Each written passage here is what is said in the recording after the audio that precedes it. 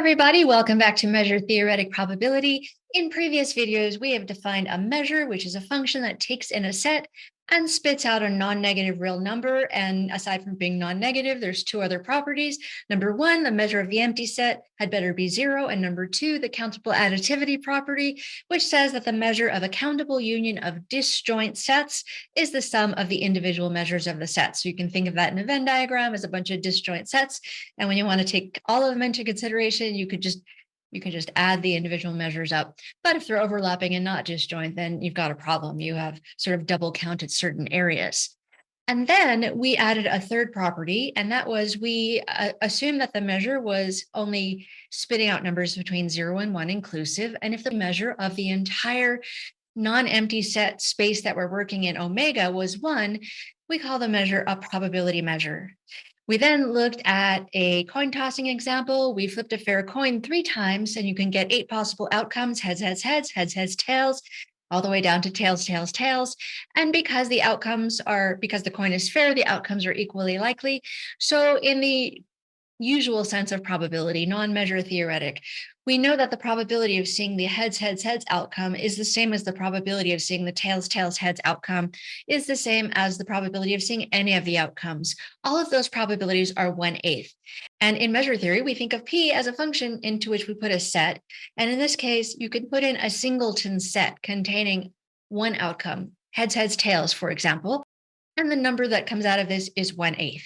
So in the last video, we took these 1/8 assignments to the 8 possible outcomes and talked about the probability measure of a set like heads, heads, heads, and heads, heads, tails.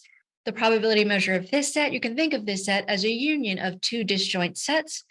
And so by finite additivity or countable additivity, which includes finite additivity, if you're measuring a union of sets, you can measure the individual sets and add them. So the probability measure of the set heads, heads, heads, and heads, heads, tails is 1/8 plus 1/8, or 1/4. Now, it's this idea that we want to expand upon today and make quite abstract. And that is, we have a probability measure, presumably, on some collection of subsets of omega, and we want to extend it to figure out the probability measure of other subsets of omega.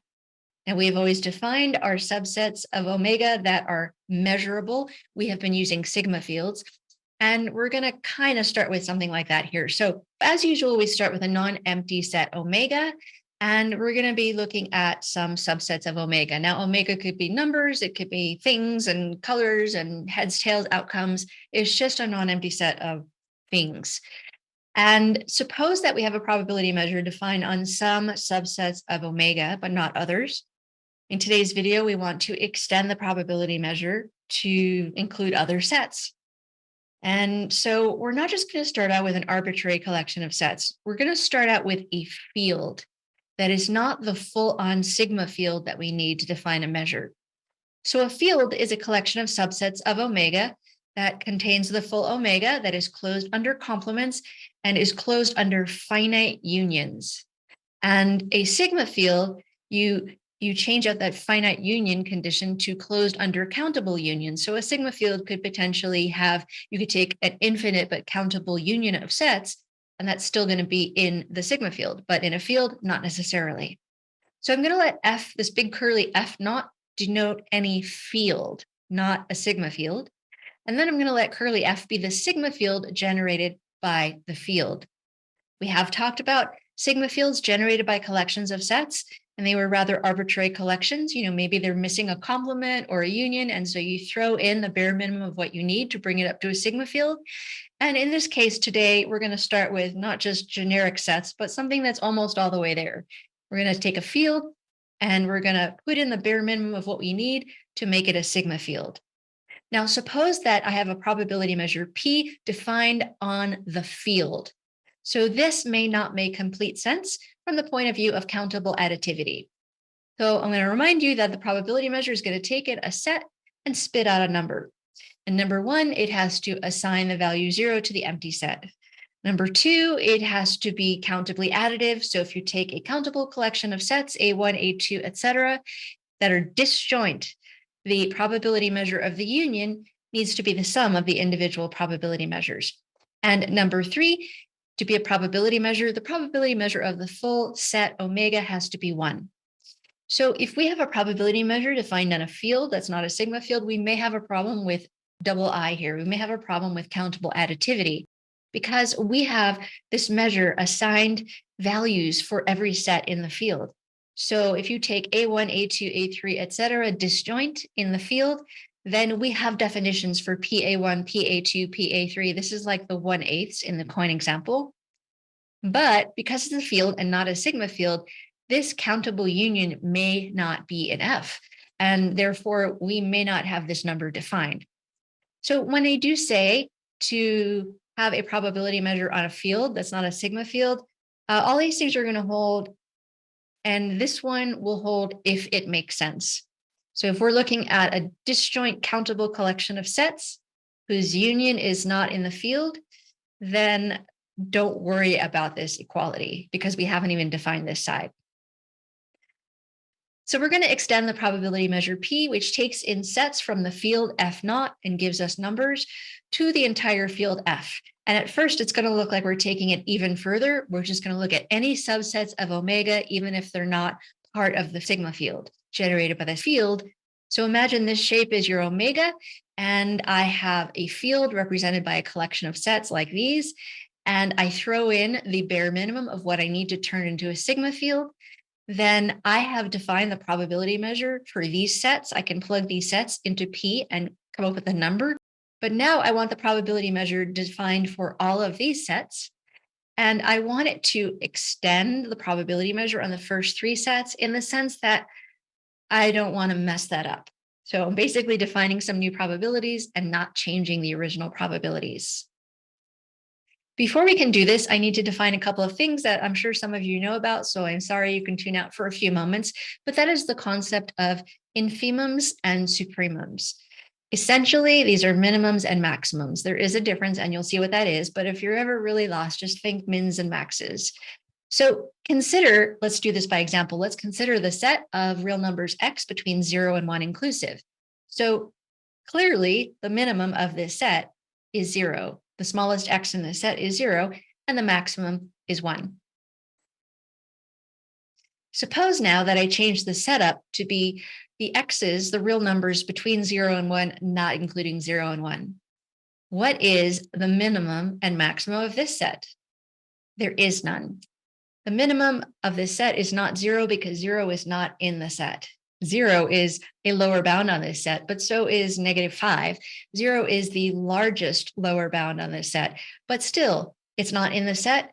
And any minimum you try to define might be 0.00000000 whatever, and whatever you come up with, it's not 0, and someone else could divide that by 2 and get something even smaller. So there's no way to write down the minimum of this set, and similarly the maximum.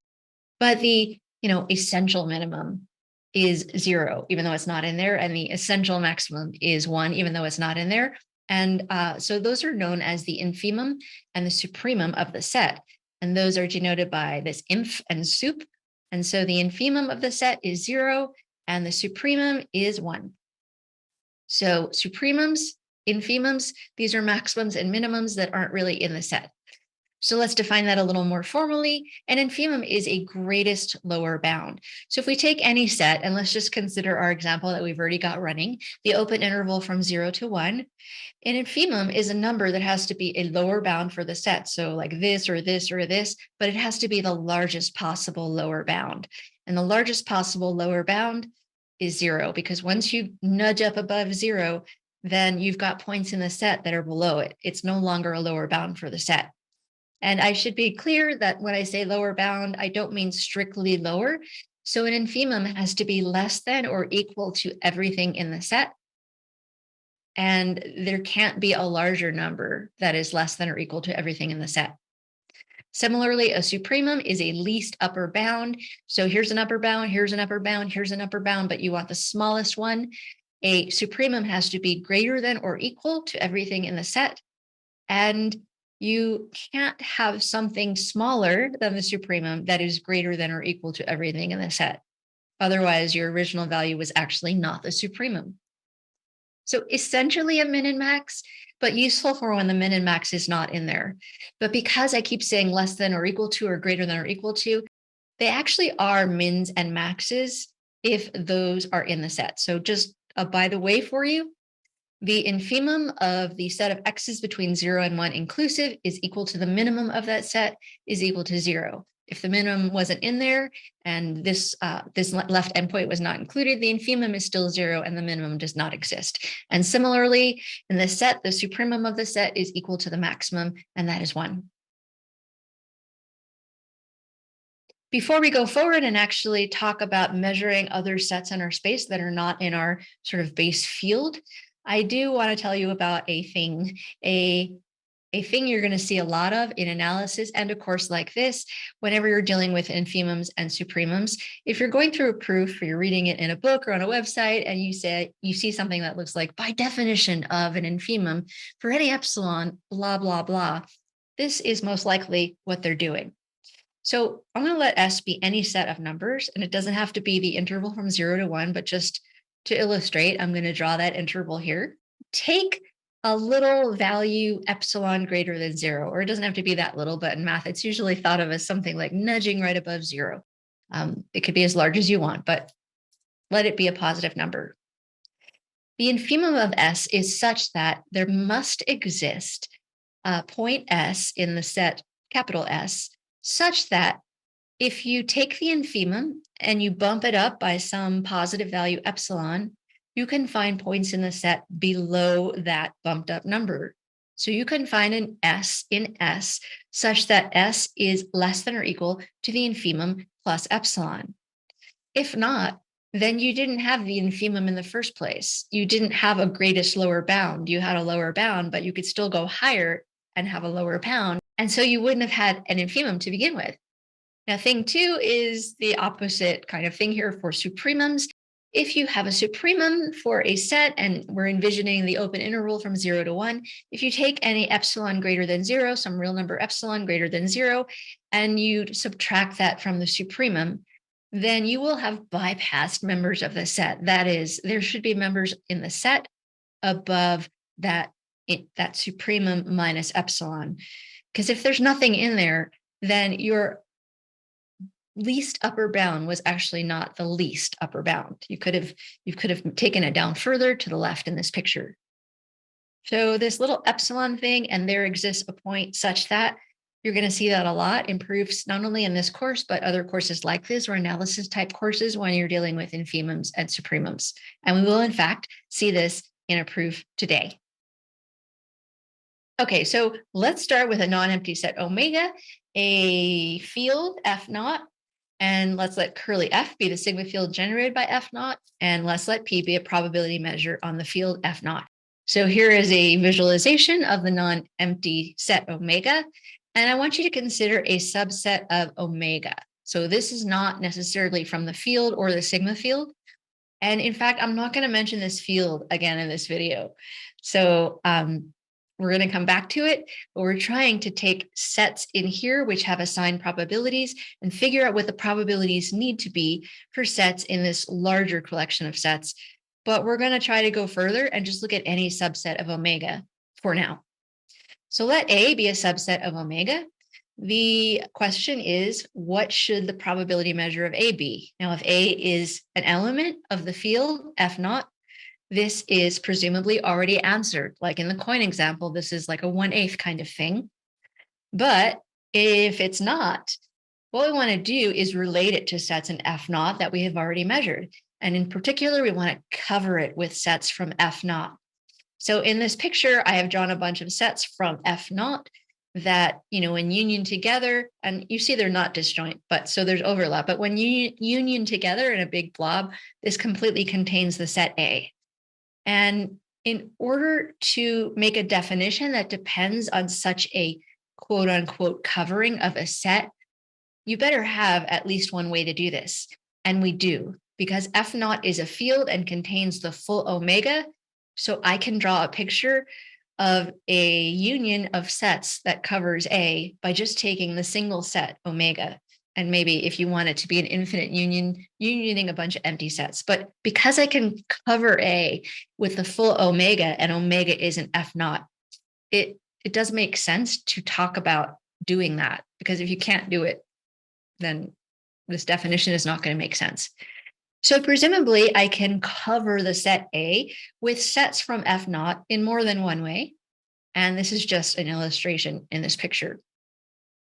What we want to do is I would like to compute the probability measure of this union, but I want to make this even a little easier. I don't want to worry about the overlaps.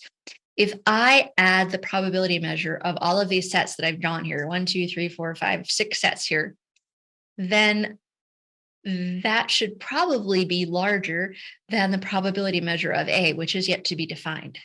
So I'm going to try to cover it and measure, like sum up all those probabilities and cover it again and sum up all those probabilities and try to get the smallest number I can to try to narrow in and focus in on what the probability measure of the set A is.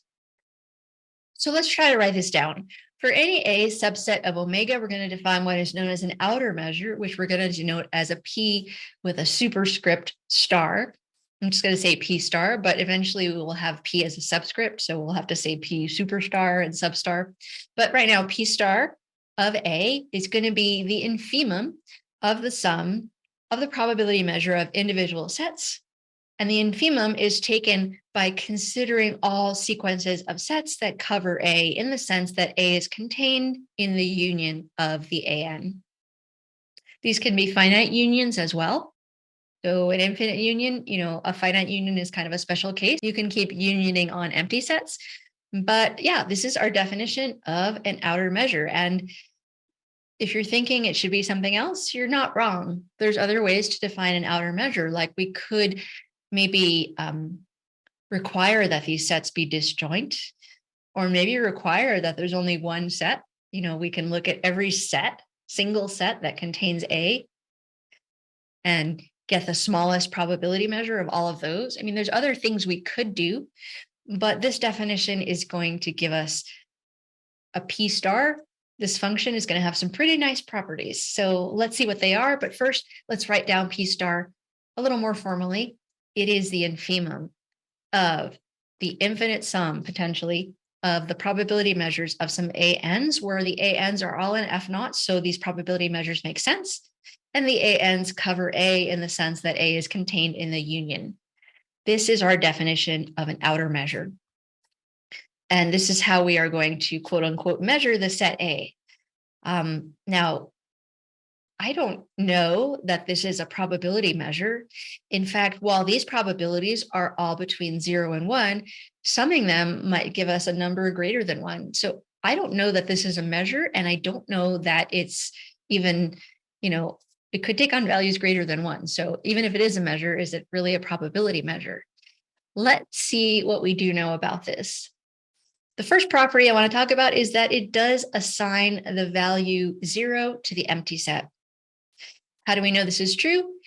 We can take all of our A's in the sequence. We can cover the empty set with an infinite union of empty sets. So we've got the empty sets contained in the union of empty sets. And so the sum of those probabilities, this is going to be a sum of a whole bunch of zeros. And you're not going to get smaller than that. Any sums of probabilities here are greater than or equal to 0. So once you've seen the value 0, you know that you could get all the way down to 0 for this particular example of plugging in the empty set. So the infimum is going to be 0. A second property is we're going to look at any subsets A and B of omega, where A is a subset of B. Then P star of A is less than or equal to P star of B. Let's prove it. The basic idea, and I'm actually not going to write more than this, is that any covering of B is also a covering of A.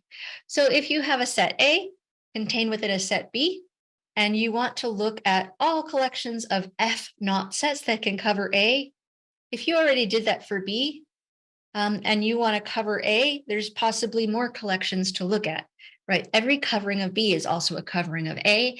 And so if you take a covering of B, compute all the probabilities and add them up, those are among the values that you're trying to minimize for covering A. And when you add more sequences of sets in, the minimum can only go down. So the infimum of the sum of probabilities of coverings of A is no greater than that of the infimum of the sum of probabilities of coverings of B. Therefore, P star of A is less than or equal to P star of B. The next thing we want to prove is if you take a set A, not just any subset of omega, but a set in the field F naught, P star of A is less than or equal to P of A. So this P star is supposed to be our extension of the probability measure from sets in F naught to other sets. And as an extension, we don't want to mess with the probability measure of the sets in F naught. So really, I want these to be equal. And we will see that they are. But proving that takes a little bit of work. And part of that work is proving this inequality and then proving the other inequality. So let's prove this one. We could cover A potentially with a sequence A, empty set, empty set, empty set, empty set. And when you write down the P star of A, this is going to be less than or equal to the sum of the probabilities from this sequence. It's going to be less than or equal to the sum of probabilities of any sequence that cover A. But this is a particular sequence. So when you're looking at all those numbers and trying to find the infimum, this number is included. And therefore, the actual infimum is less than or equal to this number. But if you write out what the sequence is, this is the probability of A plus the probability of the empty set plus the probability of the empty set. And we already know, because P is a probability measure, that P of the empty set is 0. So we get the probability of A plus a bunch of zeros, which is the probability of A. And this inequality, that's exactly what we wanted to show. Next up, we're going to prove countable sub-additivity for P star. What this means is we're going to take any subsets of omega. Now, for countable additivity, we do need disjoint sets. But you may recall our definition of countable sub-additivity, and that is that P star of the union of subsets of omega has to be less than or equal to the sum of the P stars of the individual sets. Let's prove this. I think this one's going to take just a bit more work than the others. Usually we've been covering a set A with a sequence A1, A2, A3, but what I have here is I'm starting with a sequence and I want to cover each set with its own sequence, which means I'm going to use some double subscripting. So note that we can cover each AN in the sequence with a sequence AN1, AN2, etc. That is, AN is going to be contained in the union over K of A sub N sub K. Now, if I'm going to start with a proof, assuming I have such a covering, then this is only going to make sense if that even exists in the first place. But we know there's at least one sequence because we can cover the set AN with an infinite sequence of omegas. These sets have to be from F naught, and F naught is a field. So F naught contains the set omega. So we're all good. We have at least one covering for AN, and we have a whole bunch of ANs.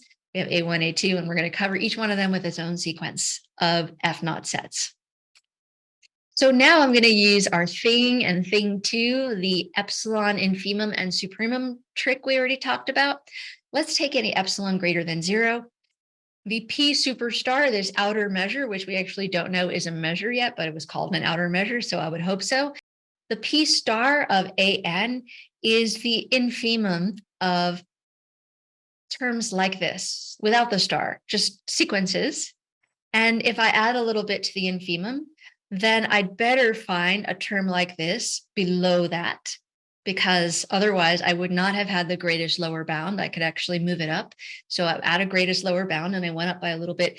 That means I'm beyond the lowest point in the set. So I can find a sequence of sets, a particular covering of AN, and I'm going to call that AN1, AN2 with stars. Like this is the particular special sequence such that the sum of these probabilities is less than P star of AN plus epsilon.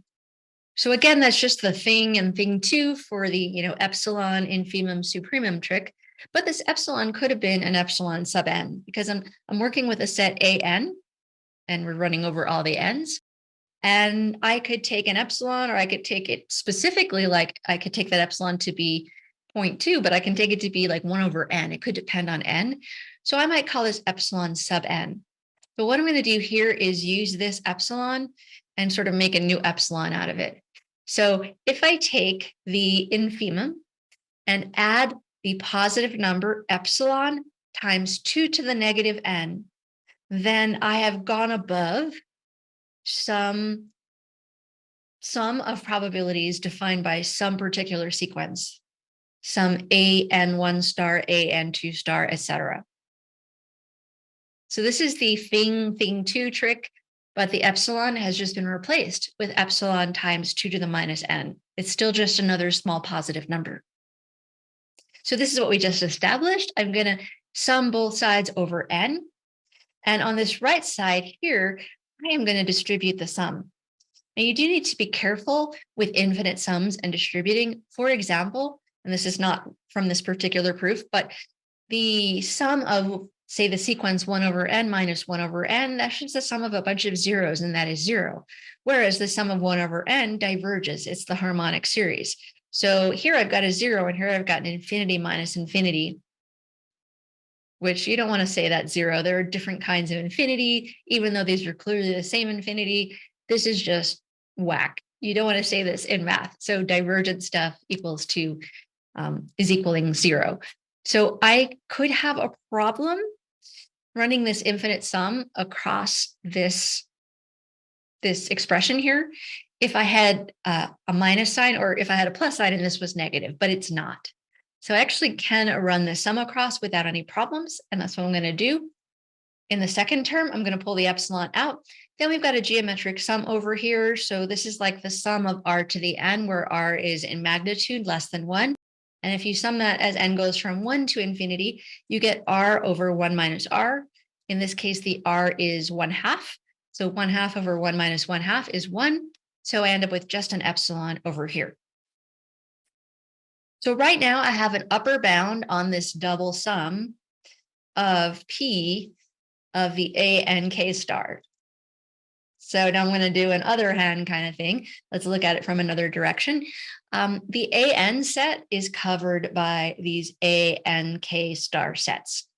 And if I union these sets on both sides, I get that the union over n of the AN is a subset of the union over n of the union over k of the A star sub n sub k. Now on the left side, I'm going to call this A just so it looks like one set. I mean, it looks like one set, but just so we can put it into our infimum definition and not be too confused.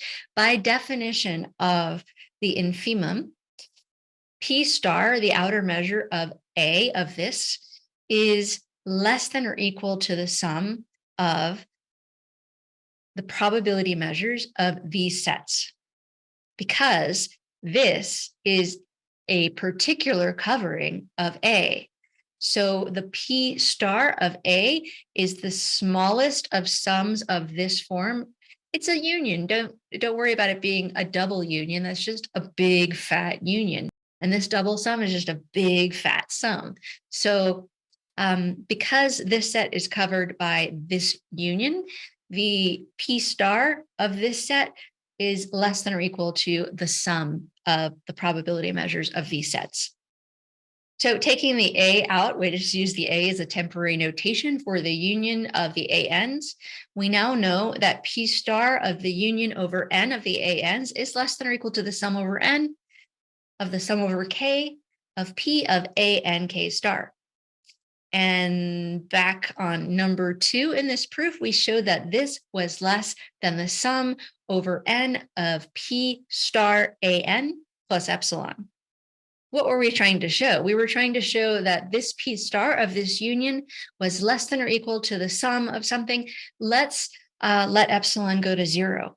Epsilon is an arbitrary positive number, and you can make it as small as you want. And just when you think it's as small as you want, someone can make it smaller than that.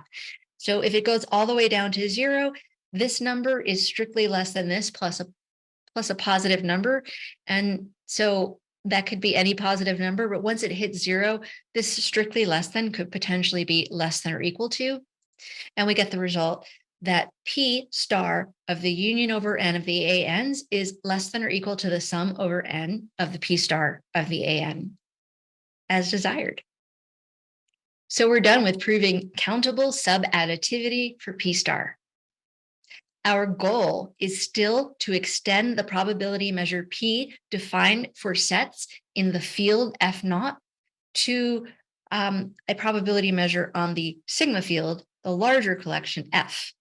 And what we've done is we have defined something on all subsets of omega, but is this what we're looking for? Is this the extension? So I don't know that this is a measure. We showed it had several properties, a lot of which are enjoyed by measures, but I don't know for sure it's a probability measure. I am not sure at this point that it can't take on values greater than 1. And I don't know that it actually preserves the value for sets in F naught. So P of A for A and F naught is already defined at the beginning. P star of A, we did show was less than or equal to P of A, but we actually want them to be equal. So we're defining the probability measure on the bigger space and maintaining it on the smaller space. We're not trying to make something different. So we do want this, and we've shown part of this, but not all of this. So is this a measure? Does it satisfy all the properties? And if so, is it a probability measure? Is it a number that is strictly less than or equal to 1, which specifically assigns the value 1 to the full omega? You're going to have to come back to find out. So I hope to see you in the next one.